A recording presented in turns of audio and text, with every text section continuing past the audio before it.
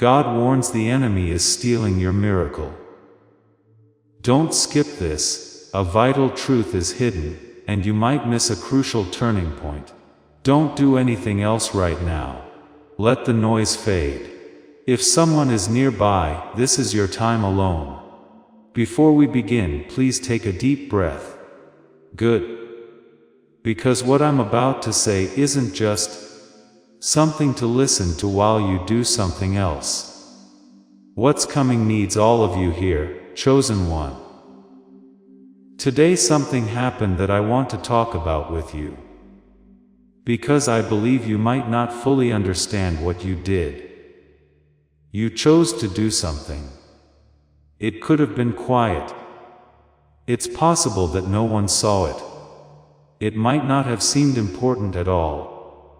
There were times when you wanted to react, but you chose to stay calm. Trust even though everyone and everything told you not to. Or keep going even though it was easy to stop. Even though you didn't feel like it. You chose to pray. Because you still thought there was a reason to. Or maybe you just picked up, didn't say anything, and kept your peace even though everyone else was telling you to let go. Also, I need you to know something. Heaven took notice. Not in a nice, soft way that helps people feel better. I mean a real thing that has a name, a process, and results that are happening right now in the world, you can't see. Because what you did today, that quiet, simple, and tiny act of faith, changed everything. I'm not just being poetic when I say that heaven changed its path because of you. This is what that means. I will show you. But first I need to ask you a question.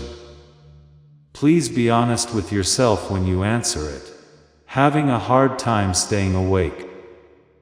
You're not just tired after a good night's sleep. You feel like your bones are heavy even after resting. Like your body is carrying a weight that your mind can't quite understand. There's no health risk there. That's your spirit working through something at a level most people can't. It means you're getting ready to carry something very important. Do you notice how your feelings change all the time? Sometimes you feel peaceful, then sad, and then hopeful in a way that doesn't make sense. The weather inside changes, but the outside doesn't change. That's not being unstable. There are different layers of your inner frequency going through that. It's more important than anyone has told you. And did you feel something when you made that choice today? Not a thought or a voice. There was just a quiet certainty that sat on top of all the noise. It was like you knew it was right, even though nothing proved it, and things looked the same. The gamma switch is the subject of a study from Princeton. When people make a choice based on faith, they enter a certain brain frequency. I'll do that. I'll tell you exactly what it means for you. Not yet though. First, I need to show you what's going on in the invisible world right now. And why some mornings are different from others, like this one. Before I go any further, one more thing. When you're by yourself, have you ever felt like the room wasn't really empty? Do not be afraid. There is only a quiet awareness that something is there and paying attention. That's not something you made up. It's called something.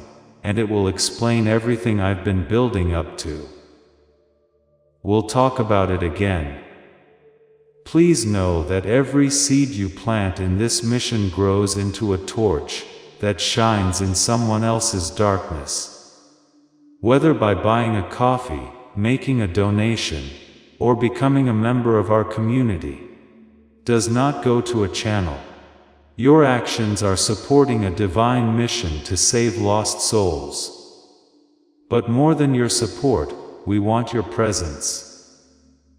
When you head to our community through the link in the description or the pinned comment, you aren't just visiting a site, you are entering a community of like-minded believers. This is a sanctuary where you can post your prayer requests, lift up the burdens of others, and engage in daily discussions with a family that speaks the language of faith. Whether you are joining one of our membership tiers for deeper study, sowing a seed of faith, or simply joining our daily morning prayers, you are helping us build a global altar of worship. Heaven moves through willing voices, but it grows through a community that stands together. Each gift you give acts as living water for those in our community seeking healing and hope. Give, and it will be given to you, is the promise that sustains our shared mission. I invite you now to step out of the shadows and into this circle of prayer. Come with purpose, join the conversation, and plant your seed in fertile ground. Let's open the heavens together. Release your seed today, join our community, and see what God brings back into your life. Now I'm going to explain how today was possible. The chosen one's journey had hard years, times of waiting, times of silence, and times when it seemed like nothing was happening. Most people don't understand this. That wasn't a punishment. You were remembered by God. There wasn't a mistake in God's plan. Every season you thought was a waste of time helped shape you in some way. You learned how to stay calm under pressure, every year of silence. When no one was looking, every time you stayed faithful. Something hidden and quiet was building inside you to make you the person who could make the choice you made today. Each and every one. A woman named Esther lived, and her story isn't what most people think it is. It's not about being saved in a big way from the outside. It has to do with being ready on the inside. She lived in a palace for years, and learned how power works, how to use it without becoming consumed by it, and how to stay strong in dangerous situations without giving up. On the outside, it looked like any other day in the palace. It didn't look like fate was coming together. The next morning, one step, one choice going to the king when it would have been easier and safer to stay away. She stopped a whole country from being put to death. She had no idea it was morning. Even though it cost her something, she chose to be fair. That's something you should think about. Because the morning your choice moved heaven wasn't a coincidence. It was the first morning you were ready for the next thing. I need to show you something from the original language now. Because the translation lost something important that changes the whole picture. I know a Hebrew word for that, shub. A lot of people translate it as return or repent, but that doesn't say anything important. Shub does not mean to go backwards. It doesn't mean going back or making things right. Shub means to change direction on purpose. Like a general who doesn't freak out when he learns new information on the battlefield. He keeps going with the plan. He changes. Every tool he has is used to move toward the new breakthrough point that just appeared. If the Bible says that God changed his mind or that heaven answered, the word used in the original Hebrew is shub. Think about getting a GPS. The GPS doesn't turn off when you pick a road that wasn't on the first route. It doesn't say you failed. The only thing it says is recalculating. Not because you were wrong, but because you picked a better road that the first map didn't show. And the system moves all of its resources right away, quietly, and precisely to get you to your destination, via this new path. That's what took place today. You picked a road, and heaven did some math again. Let's talk about what's coming up until the very end of this message. There is a deep truth about who you are in God's plan that most people in church have never been taught. You'll understand what your frequency has to do with what God can send you. Also, before this ends, I'm going to make a direct statement about your life. It sounds like something that will stay with you after this voice stops. Do not leave before then. I haven't told you this yet. I just told you about the shub, Esther's story, and the unusual morning. That's just the beginning of what I want to show you. Because there is a deeper question at the heart of it all. Why does your choice make heaven move? How does the process work? What is it about the faith-based action of a chosen one that changes the GPS for all time? Why does this action change the GPS? This question has a connection to something researchers at Princeton found and called the gamma switch. The answer to that question will change everything I just told you. I already talked about that word. I haven't told you yet. You'll have a new perspective on prayer, faith, and why some mornings feel different from others when I do. That's on the way.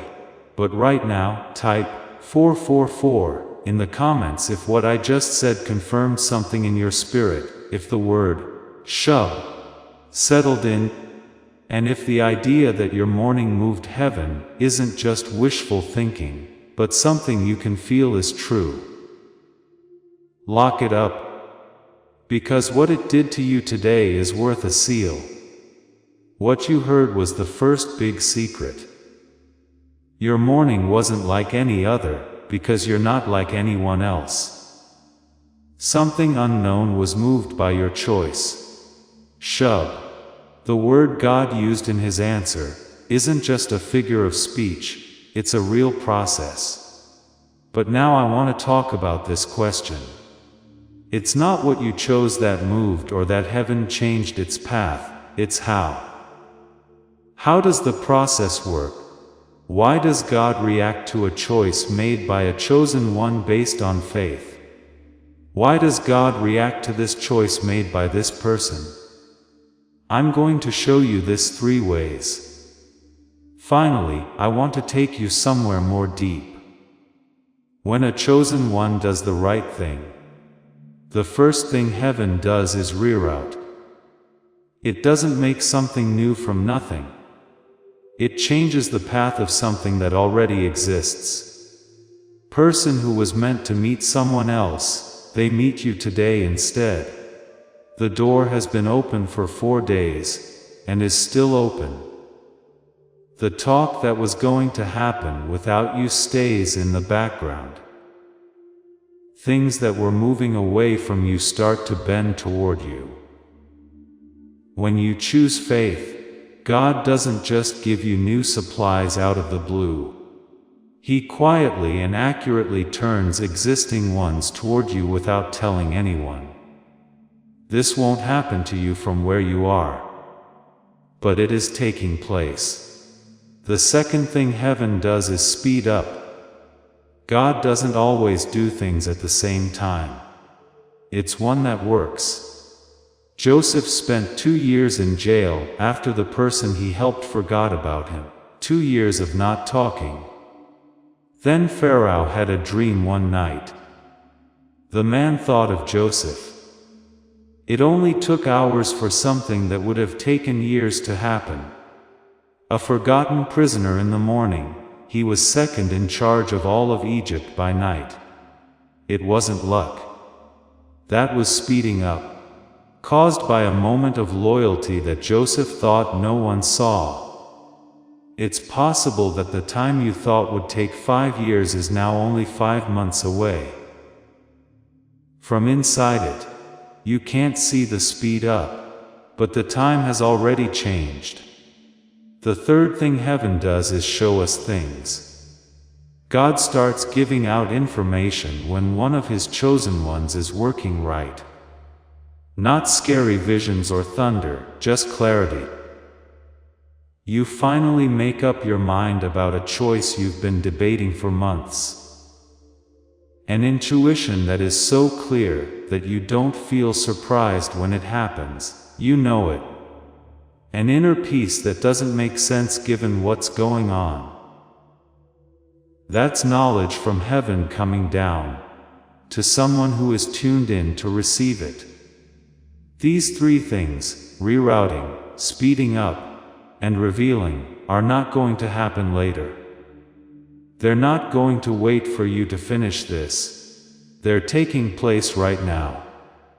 I'll show you this through a life that many people know, but not many really understand. When Moses walked back to Egypt, he was 80 years old. It had been 40 years since he ran away. His name had been literally taken off of memorials. Egypt had forgotten about Moses. He was a shepherd in the middle of the desert, and a bush on fire was talking to him, and he didn't feel confident at first. It was a struggle. He fought. He explained why he wasn't fit for the job. In the Hebrew original, the text then just says, he went. One choice, one step back toward what can't be done. From what we can't see. The 10 plagues started moving as soon as that step was taken. It was already being planned out how to get through the Red Sea.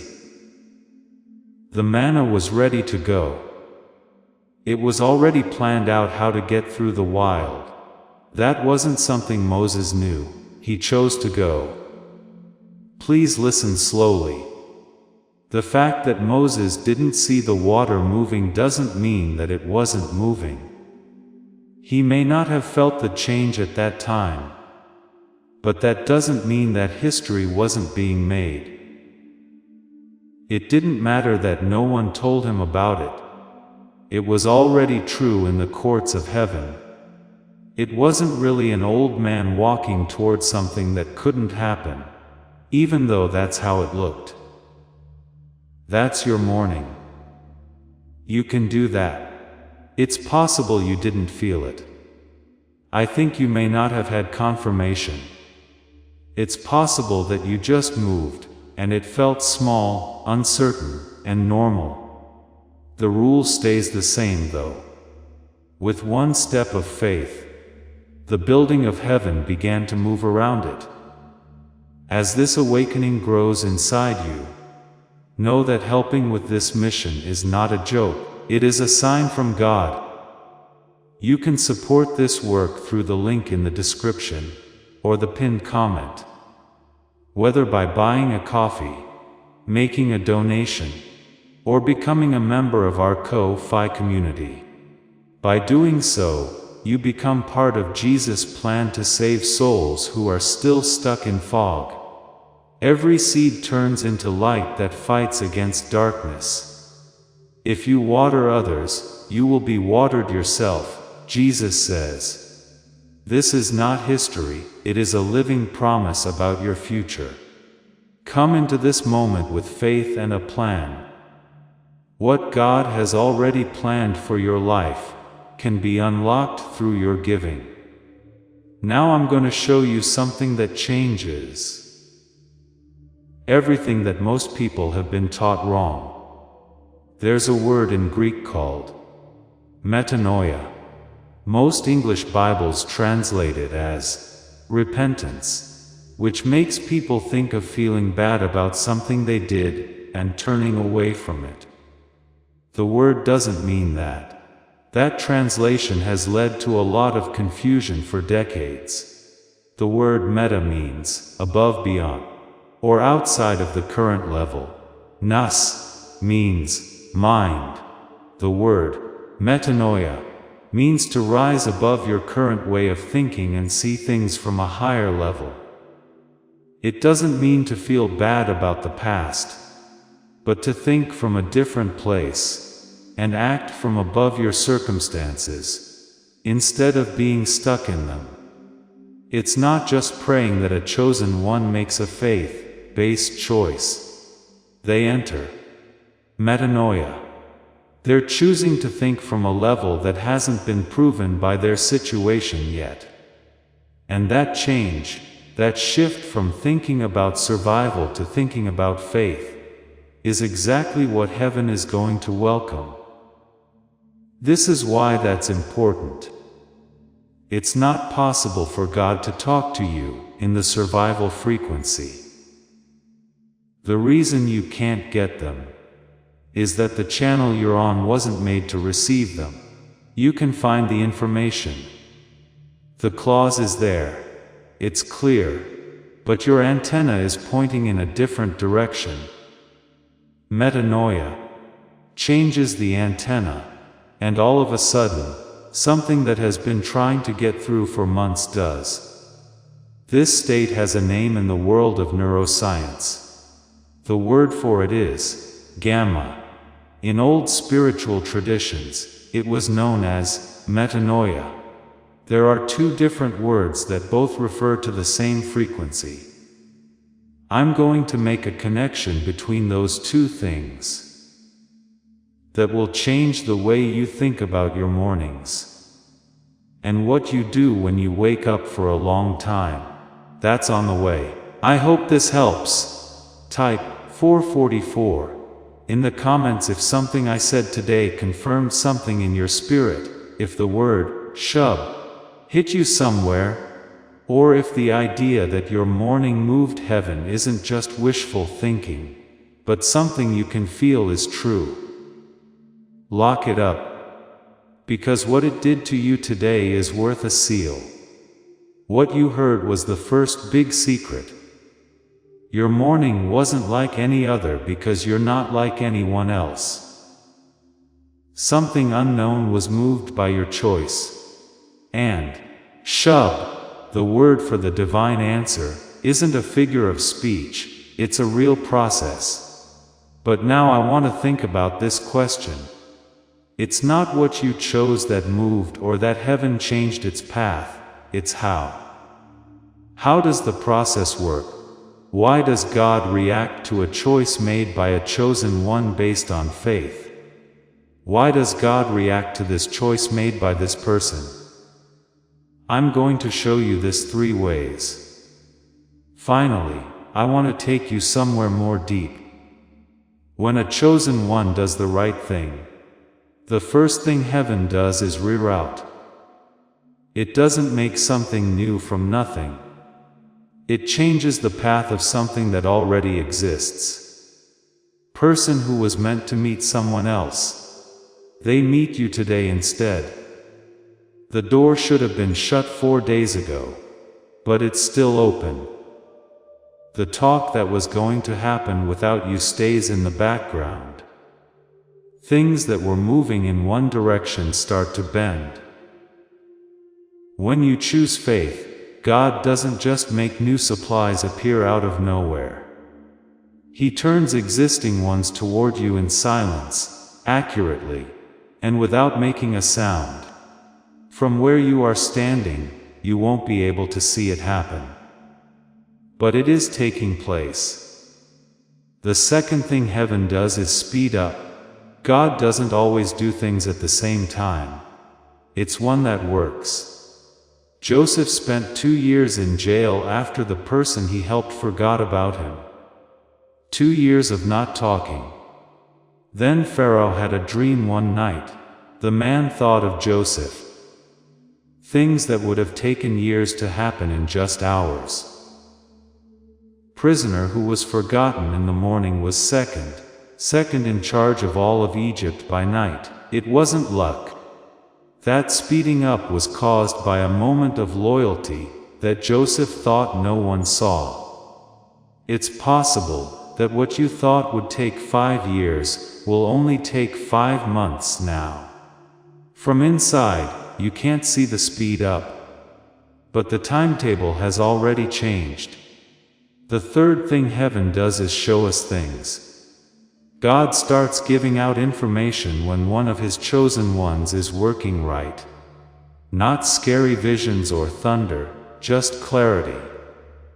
A calm knowing that makes up your mind about a choice you've been debating for months.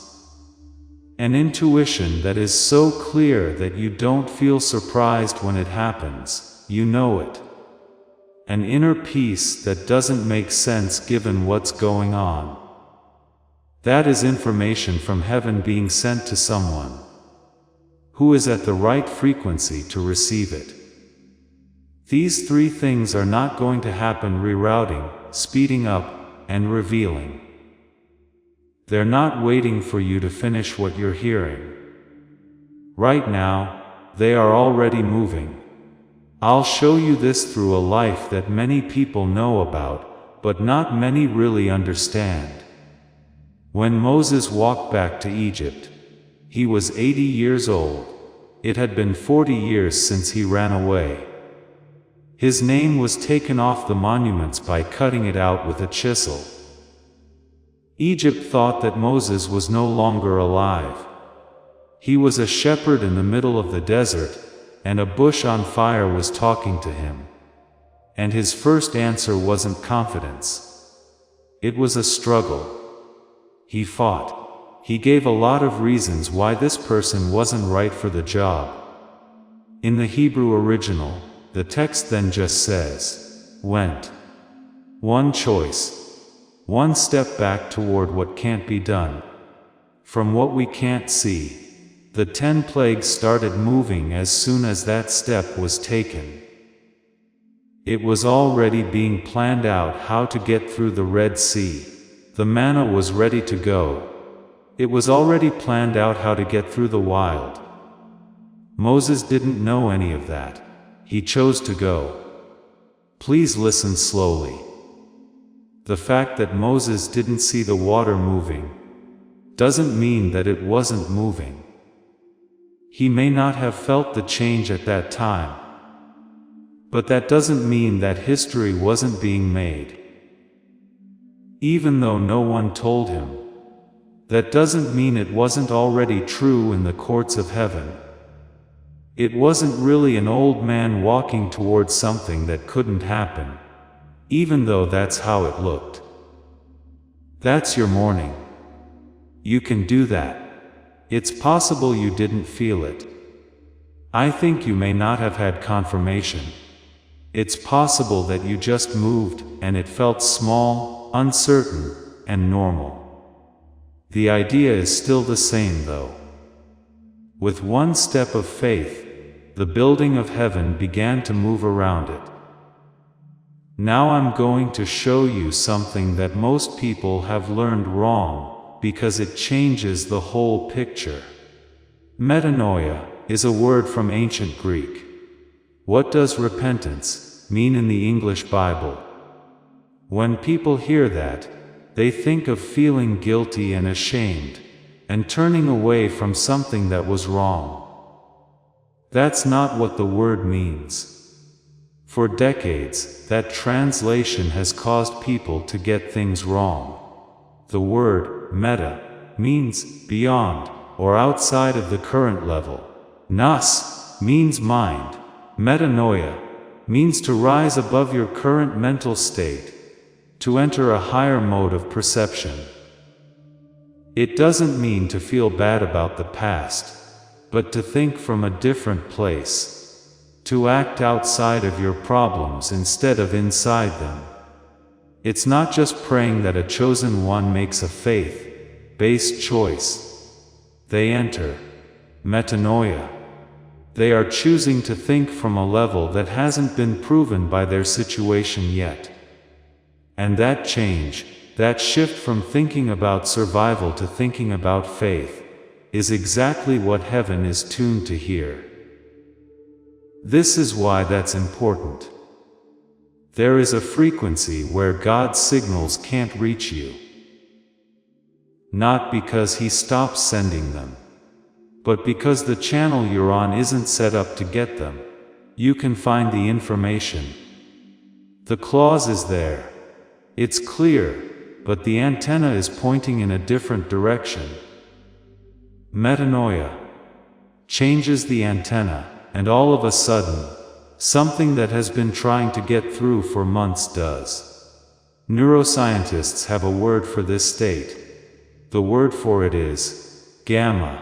In old wisdom texts, it was called metanoia. There are two very different words that point to the same frequency.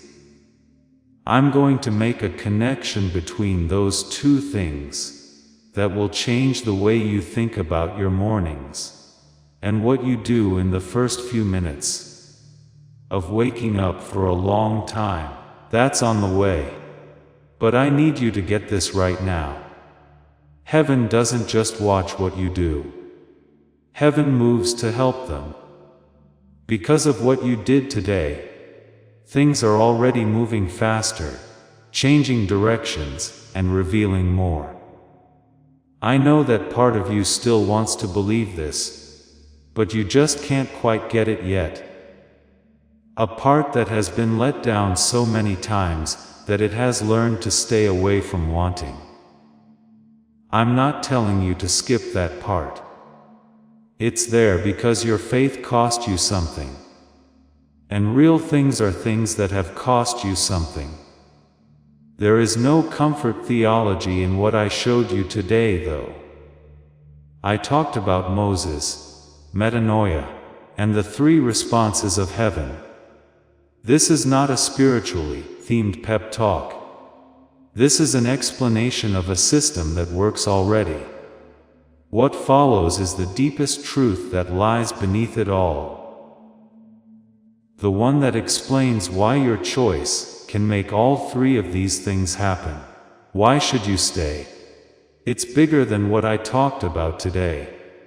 Before we go there though, if the Moses comparison or the word metanoia made you feel something, please press the like button slowly right now. Not for the channel, so this gets to someone who made a quiet choice today and doesn't know what it means yet. Let your like be the one to give this to them. Now I'm going to talk about something that most people have never been taught directly. It's important that I say it straight out, because I think you're ready for it. There is a passive side to most of what you have been taught about how God works. It was told to you that God has a detailed plan that was written before you were born and will not change. It is your job to find that plan, follow it, and not stray from it. The plan is broken if you stray.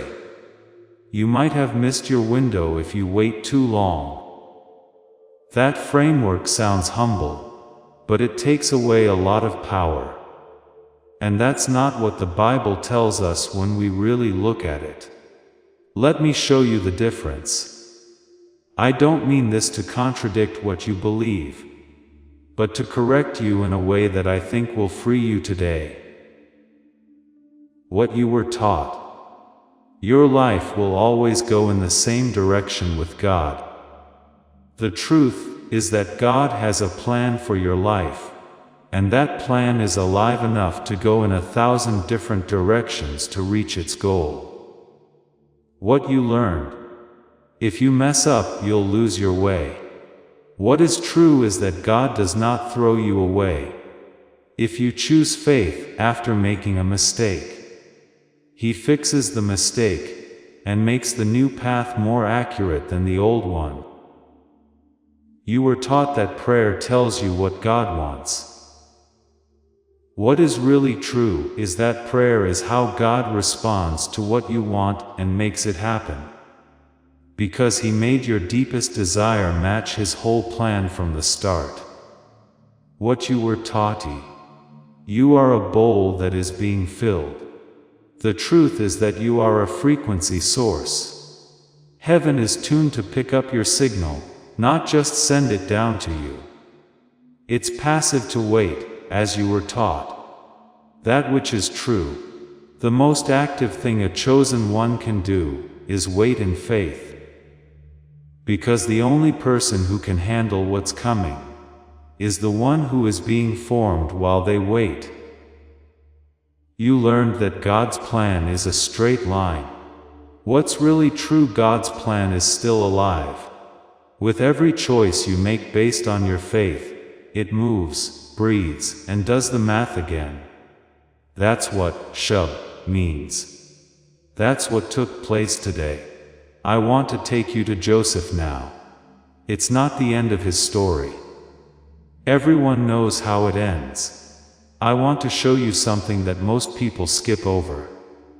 Joseph was locked up. It wasn't a bad season, and it was almost over. At this point, he had been there for years. His interpretation of a man's dream was correct, and that man promised to speak for him and help him get out of Egypt. After that, that man went back to his life and forgot everything. 2 more years of nothing. 2 more years of pain on top of the 10 years that had already been felt. Then, one night, Pharaoh had 2 very scary dreams. He called together all of Egypt's wise men to talk about them. The dreams were hard to understand for everyone. Something came up in the man who had forgotten about Joseph. He also thought of the Hebrew prisoner who had read his dream so accurately that it had changed his life. He told Pharaoh. Joseph was asked to come by Pharaoh. In just one day, Joseph went from being a prisoner to being second in charge of all of Egypt. Not by chance did Pharaoh have those dreams on that particular night. The fact that none of the wise men could figure them out wasn't a coincidence. The man who had forgotten something didn't remember at that exact moment by chance. Joseph had spent 10 years waiting in the desert, where he learned how to carry power quietly, and built the kind of character that could handle what was about to be put on his shoulders. There was no chance in any of it. Everything was moving already. From inside the prison, Joseph just couldn't see it. Now I want to talk to the person who still feels like they are in some kind of prison. Since there is a voice, I want to give it a name. This is the first step toward no longer being controlled by it. Nothing I do really matters to God. The voice says, I'm not big enough. My morning wasn't important. Millions of other people have bigger callings, more well-known stories, and more dramatic testimonies. And now I'm alone, quiet, and no one knows who I am. I feel like nothing I've done has changed anything that I can see. That voice isn't bad. It's not being weak. Allow me to explain what it is. This sound comes from someone who has chosen faith so many times without seeing proof that they have developed a defense mechanism to keep themselves safe. Sometime, the mind said, if I don't think I matter, I won't be hurt when I'm overlooked again. What I expect will happen faster if I keep my expectations low. That's not having faith. That's sadness. Grief that talks in the language of doubt. On the bottom, if you follow the thread far enough, you will find a certain thing. Not a vague feeling of not being good enough. A certain moment. At a certain time, you chose faith, and it really cost you. The confirmation never came. Without making a sound, your soul said, I can't afford to believe like that again. I see what you mean, and I want to tell you something straight out. There is no such thing as doubt and faith at the same time. It shows that your faith has cost you something. That thing that cost you something is real. Here's the good news: you can doubt and still be chosen. People can trust you with important things, even if you don't know what will happen. If you cried today, you could still have moved heaven with that morning. You can feel small and still be the one who changed the equation. For as long as you need to. You can carry around everything you don't understand yet. Don't feel like you have to give God a perfect performance. You only owe Him what you gave Him today. And that was enough. Now, here is the last image I want to leave you with, before everything that is coming next. Think about what a navigation system does when you choose a road that was not in the original route. It does not tell you that you have failed. It does not ask you to turn around and start from the beginning. It does one thing: recalculating. Quietly, immediately, with no panic and no judgment. It takes the position you are in right now. Not where you were supposed to be. Not where you planned to be. And it builds the most precise possible path from here. From where you actually are. From who you actually are today, with every detour and silence and unexpected turn included. Heaven is not recalculating, because you finally got everything right. Heaven is recalculating because you chose faith from exactly where you are standing. That is the only requirement. And you met it morning. If you have been carrying that voice, the one that says, your choices do not reach heaven. That your morning was too small. That you are somehow outside the range of divine response. I want you to do something right now. In the comments, type the words, I release. That is your declaration that you are releasing the ceiling that voice has been building over you. Not because everything feels different yet, but because you are choosing to believe the truth, even before the evidence appears. Type it, I release, and stay with me. Because what comes next is not another layer of the same truth. What comes next is the truth that makes everything I have said today look like a preparation. The thing that changes, not just how you understand this morning, but how you understand yourself entirely. And before this message ends, I am going to speak something over you directly. A declaration I believe was placed on my heart for exactly this moment. Do not go anywhere. Here is the thing I have been building towards since the beginning of this message. Let me show you how everything connects. Revelation 1 told you, your morning was sacred. Not because of what you did, but because of who made the choice. Revelation 2 told you, when you act in alignment, heaven mobilizes, rerouting, accelerating, revealing. All three already in motion. Revelation 3 told you, God's plan is not a rigid script you must find and not deviate from.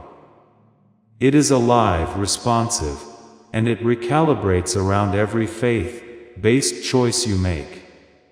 But none of those answers the deepest question. The one I have been circling toward since the first word of this message. Not what your choice moves, not how heaven responds, but why. Why does your choice specifically trigger all of this? Why does a chosen one's morning move the architecture of eternity in the way it does? There is only one answer. And I need you to receive it slowly. You are not following God's plan. You are God's plan. I need you to sit with that. Because most of what you have been taught positions you as the recipient of a divine agenda that exists independently of you. As if God wrote the complete script before you existed, and your entire assignment is to find your lines and not improvise. But that is not what Scripture actually shows us when we look carefully. Joseph was not the man who found God's plan for Egypt. Joseph was the plan. The entire strategy of saving 2 nations from famine formed around him, through him, because of him. Esther was not placed in the palace to execute a pre-written story. She became the story in real time by choice. Moses was not the instrument that a finished plan used and then set aside. He was the reason the plan took the shape it did. And today, when you chose faith in the quiet, unremarkable middle of your ordinary life, you were not inserting yourself into God's timeline. You were the reason the timeline moved at all. I hear the Father saying something over every person receiving this right now, and I want to try to put it into words. He is saying, I did not create a plan first and then create you to fit inside it. I created you and the plan formed around you. Every time you choose me in the moments no one sees, every time it costs you something quiet and real, the architecture of what I am building shifts to center itself around that choice. You are not a piece of the puzzle. You have never been a piece. You are the reason the puzzle has the shape it does. Now I want to tell you who you are, specifically, because identity without specificity is just inspiration, and you deserve more than inspiration. You are a seer. That means you perceive what others around you cannot. When you sensed today that something was right before any evidence confirmed it, that was not wishful thinking. That was seer functioning exactly as it was designed. You are a light bearer. And what that looks like in real life is not always dramatic. Sometimes it is simply choosing not to react when everyone around you expected the explosion. That silence, that peace you chose to hold, that was light entering a room. People felt it even if they could not name what changed. You are a spiritual warrior. Not because you fight loud, but because you hold ground. Every single day that you stay standing under the pressure, every day you do not collapse under what you are carrying, is a day something in the unseen has to reassess its strategy against you. You are a voice. You carry language that others feel but cannot yet say. The words building in you are not for you alone. They are forming into something other people have been waiting to hear. Words they could not put together for themselves. When you finally release it, they will recognize it immediately, because it was always theirs, too. You are a cycle breaker. What you refuse to carry today, the reaction, the old fear, the pattern that ran in your family long before it reached you, that ended with it. It does not pass forward. The ones who come after you inherit a different starting point. That is not a small thing. That is a generation changed. You are not too small for any of this. You are not too broken for any of this. You are not too late for any of this. You have never been too ordinary for any of this. You have never been any of those things. That was a story told to you by people who did not know who they were looking at. Now I want to do something with you. Stay exactly where you are. You do not need to move. Just bring your attention fully into this for one moment. In your mind, I want you to go back to this morning. Go back to the specific moment you made that choice. Where were you? What did the seconds feel like just before you chose faith instead of fear? Picture that moment clearly. Now I want you to see something that you could not see from inside that moment. Picture the space around you in that split second, and instead of the ordinary room or street, or wherever you were, I want you to see what was happening in the unseen. Not chaos, precision. Resources beginning to redirect. People in their own separate lives, suddenly having an unexplained thought about you. A door that was moving toward closed pausing. A timeline somewhere adjusting. All of it happening quietly, the way a river shifts and recalibrates when something changes in its path. That is what was actually happening. That is not a metaphor I am offering you for comfort. That is a description of a mechanism, and the neuroscientists have been working for 2 decades to understand and name it. Here is what they found about gamma. Gamma is the brain frequency around 40 cycles per second that researchers at MIT, Harvard, Stanford and Princeton have studied, because of what it consistently produces in people who access it. Extraordinary clarity. Deep intuition. What they began calling synchronicity. The experience of the right thing, appearing at the right moment, in a way that logic alone cannot explain. Children have gamma, naturally and abundantly. Watch a child learning something they love, and you are watching gamma, active. That speed of absorption, that joy in the learning, that sense that everything is connected, and everything is possible. That is the brain operating at its highest design state. But beginning around age 7, something happens that the researchers called the decline effect. The structure of modern education, the pressure to perform and conform, the noise of constant stimulation, these things begin to suppress gamma, not destroy it, suppress it.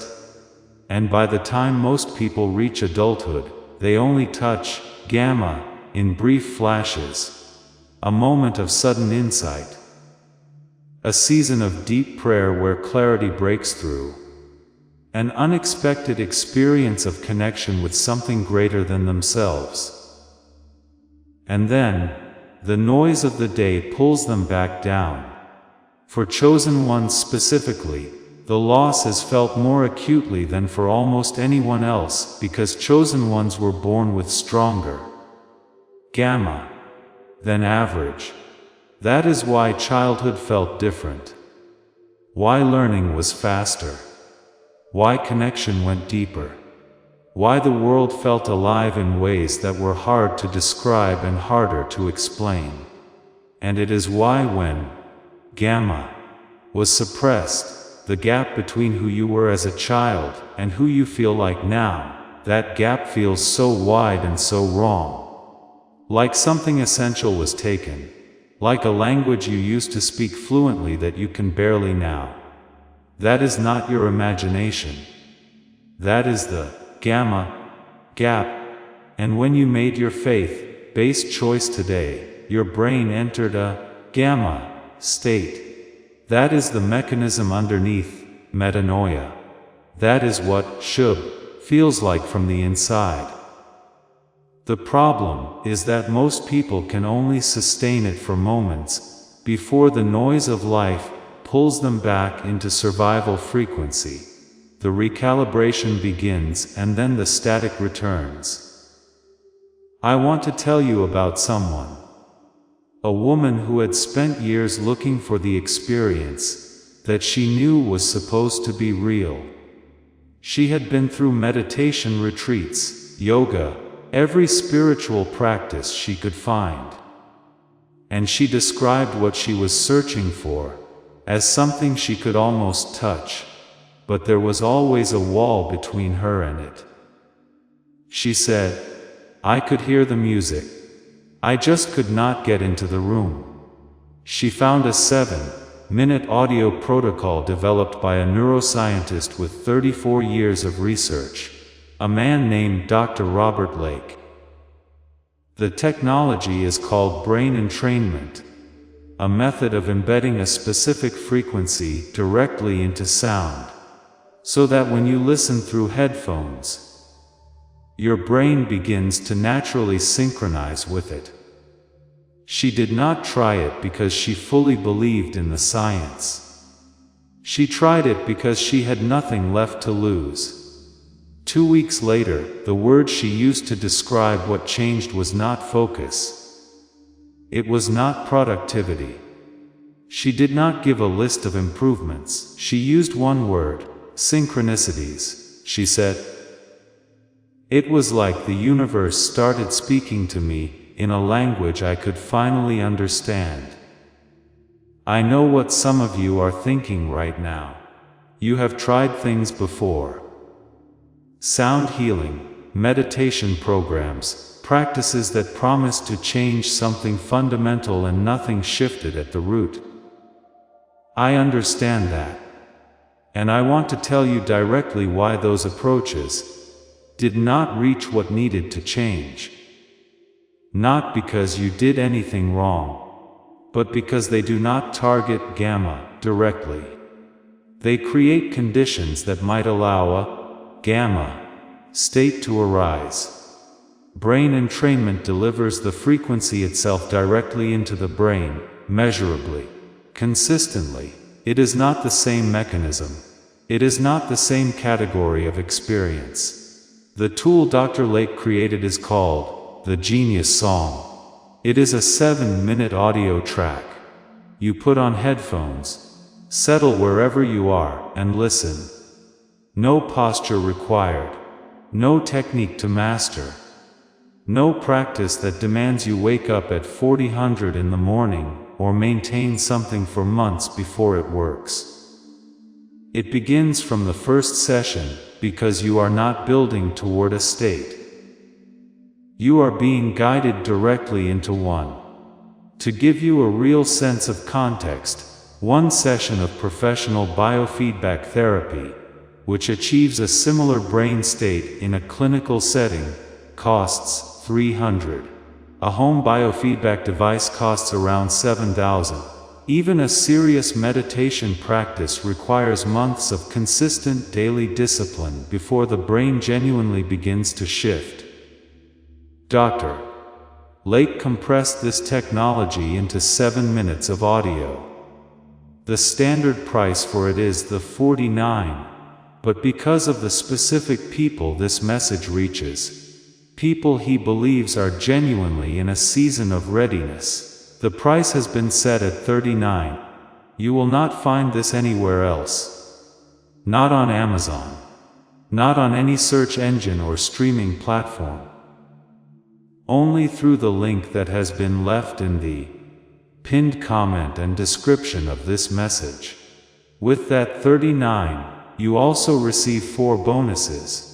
An audio track designed specifically for the children in your life. The original book that the film called The Secret drew its core ideas from. A guided visualization for 4 areas of life. And an infographic of the 5 most essential daily practices. All of it for $39. And if you listen and feel no difference, you receive a full refund. No conditions. No explanation required. The only risk is in choosing not to try.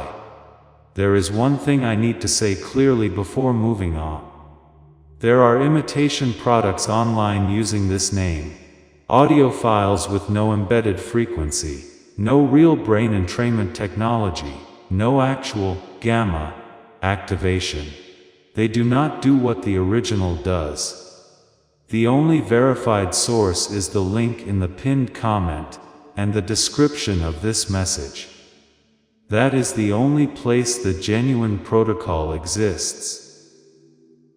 Please do not search for it elsewhere. because what you will find will not be what we have been talking about. If everything in this message, the frequency, the gamma, the mechanism underneath what happened today, if any of it resonated somewhere in you, I want you to investigate it. The link is there.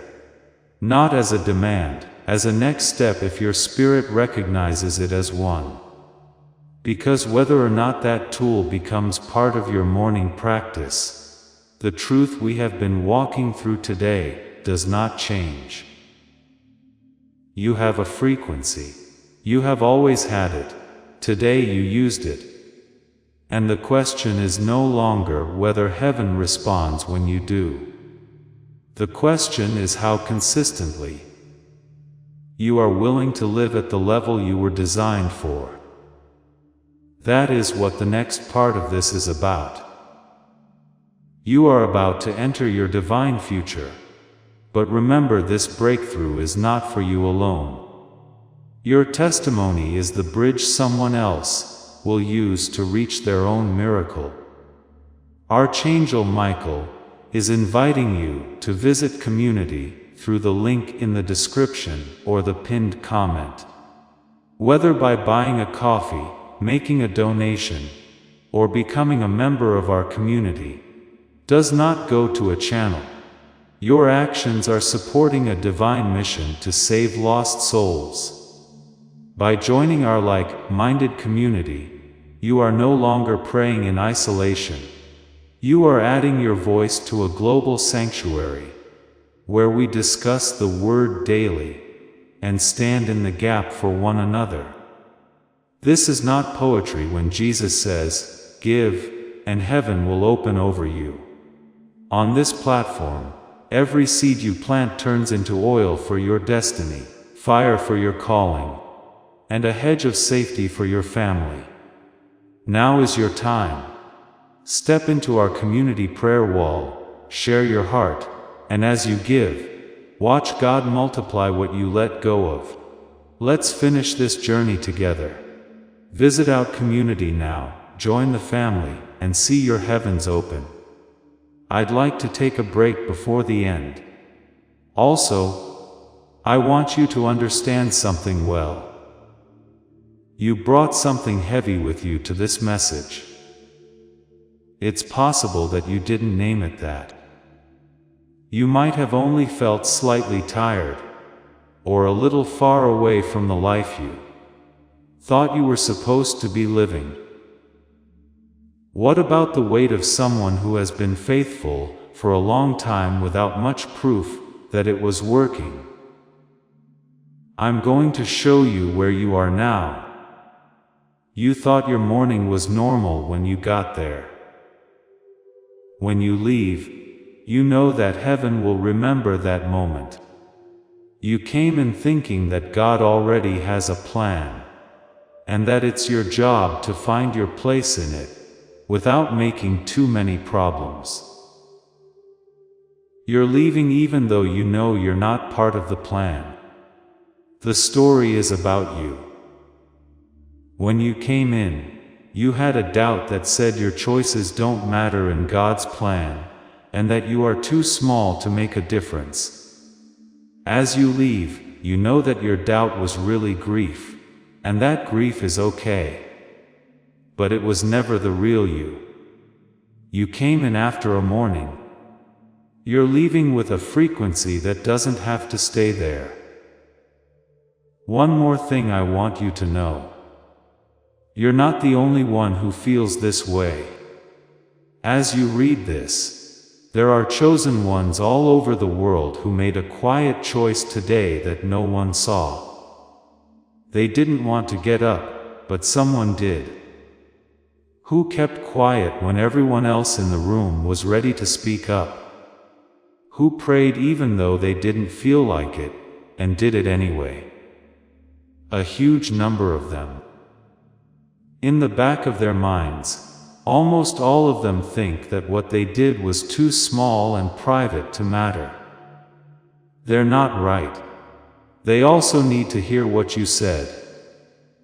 Think of someone who has been surprisingly quiet lately, or who you think is going through something they can't quite explain yet. Send them this message. Not for any other reason than they have a morning inside them that hasn't been named yet. I want to give you 2 things to take with you before we end. Not like spiritual homework, but like a rock. The first is what I call the morning seal. It takes less than 2 minutes and has 3 moves. Identification is the first move. What am I going to pick today? Not just a vague goal. You can name a specific choice before the day has the chance to name it for you. Release is the second move. What do I choose not to bring with me today? Something from yesterday or last year that keeps showing up every morning, as if it doesn't belong there. Call it what you want, and let it go before the day starts. The third move is called declaration. What am I? Say it, in your head, in your car, before you step down. Say who you are over yourself before anyone else can say something less important over you. That's how the morning seal does things. The person who has been chosen doesn't wait to find out who they are today. They make the choice. The second one is what I call the frequency audit. Every morning when you wake up, ask yourself 5 things. Is my response based on what happened or on who I am? Am I guarding something good or punishing someone who made me think of a wound? Am I moving toward my calling or away from something I haven't faced yet? Do I have faith right now, or am I just trying to stay alive? Are the changes I made to myself this morning the ones I deserved? Those are not questions of judgment. They are tools for calibrating. You can tell if you are on the frequency that moves heaven or the frequency that just gets you through the day by these. There's a difference. You now know what that difference looks like. Let me do what I came here to do now. I'd like to talk over you. Right away. I also want you to get this. Not think about it. Not figure out if you deserve it or not. Just take it in. We start by being thankful. I'm thankful for everyone who is listening right now. Thankful for the years that made you who you are now. For the times of the year that seemed quiet, but were really the busiest time of your life getting ready. When you have to pay something in the morning, and for going to see them anyway. For every prayer that seemed to hit the top of the wall, and for being faithful enough to send it up anyway. Every single one of those times, there has been a source there.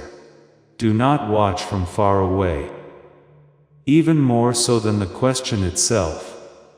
It was closer than the silence that made you feel like you were missing someone. He can see you. There is a lot of weight on your shoulders that no one else knows about. Every question you've been afraid to ask out loud, because you weren't sure if it was okay to do so. Every little act of faithfulness that you don't have to plan.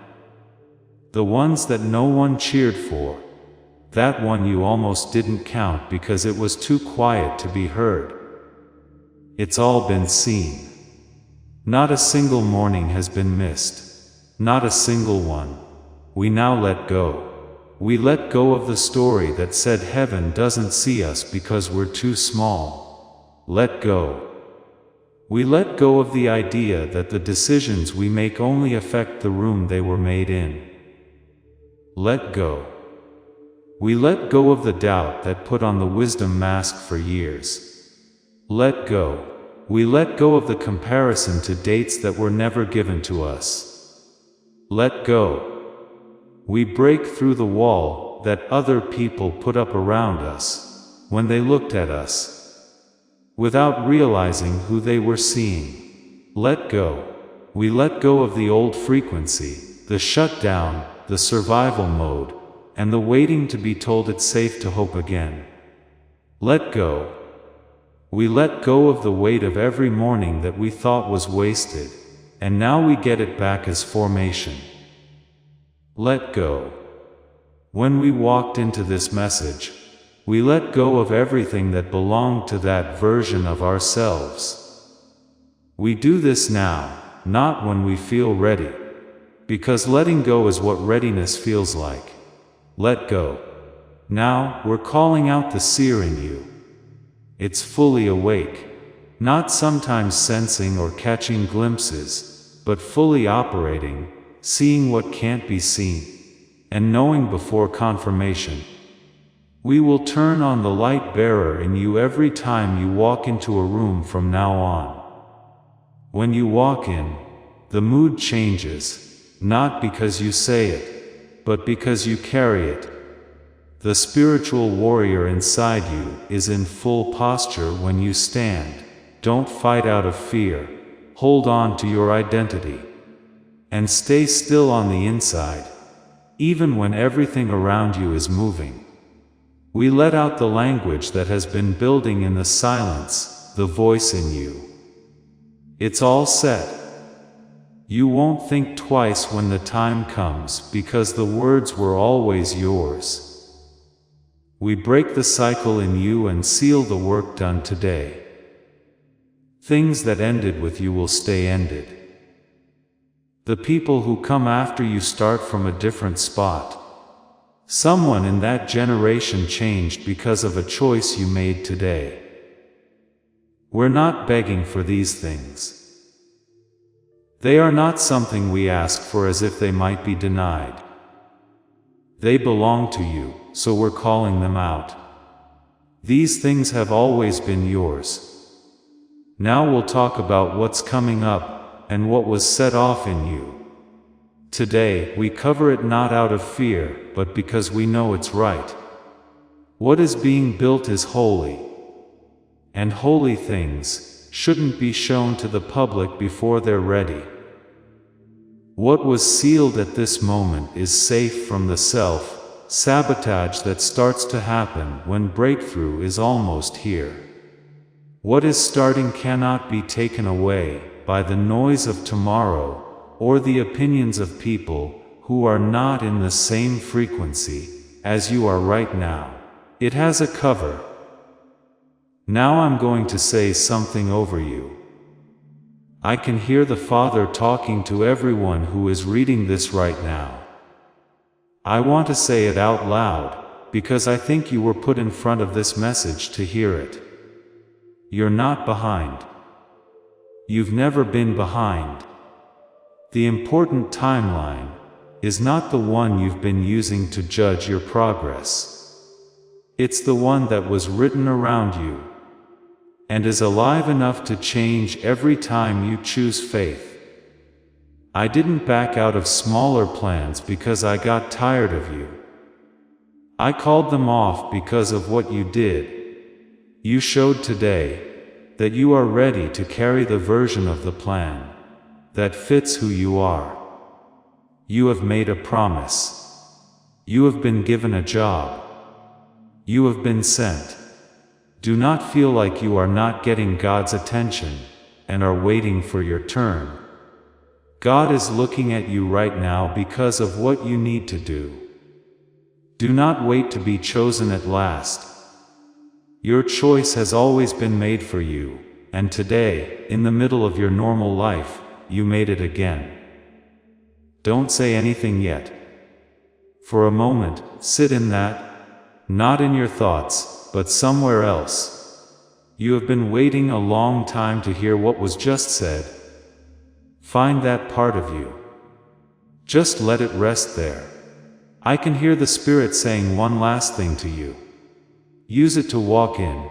It's done. It's locked up. Take it, Amen, in His name. Just type, I am, in the comments right now if something in this message really moved you. Rather than, I am trying, rather than, I am hoping. 2 words. I am. The most powerful thing a chosen one can say. Make that your seal on everything that was said today. And if this message confirmed something that was important to you, let your like be your agreement, not a measure. Amen. That doesn't need words. This is the place to be if you want to stay with people who are becoming more aware of who they are. There will be more. Stay close. This is for those who have been faithfully quiet during a season that no one has named for them yet. Please share this with them if you think of someone. Today too, they chose something, and they should know what it meant. Before we get to the end of this powerful story, let's reflect on this deep truth.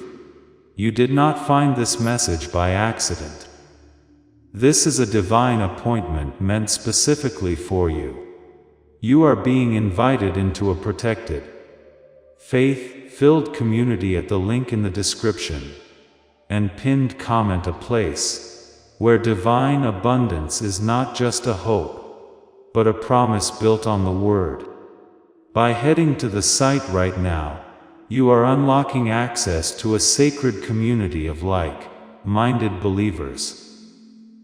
When you join our membership tiers, you gain immediate entry to powerful content, daily devotions, and divine insights that are hidden from the world. This is your chance to enter a sanctuary where you will receive spiritual guidance, unwavering support on our prayer wall, and speedy progress toward your destiny. Do not let this moment of destiny pass you by. Your breakthrough is waiting. Join our inner circle through the exclusive link in the description. This is how you guarantee you never miss the personalized messages and spiritual warfare tools meant to elevate your life. If you feel called to deepen your connection, the link is waiting for you in both the pinned comment and the description. For those who want to amplify this work and carry the light home, you can find our guided ebooks and Bibles in the pinned comment. Whether you join as a member or sow a seed through our resources, your presence and energy change the world. Take the step. Your abundance awaits.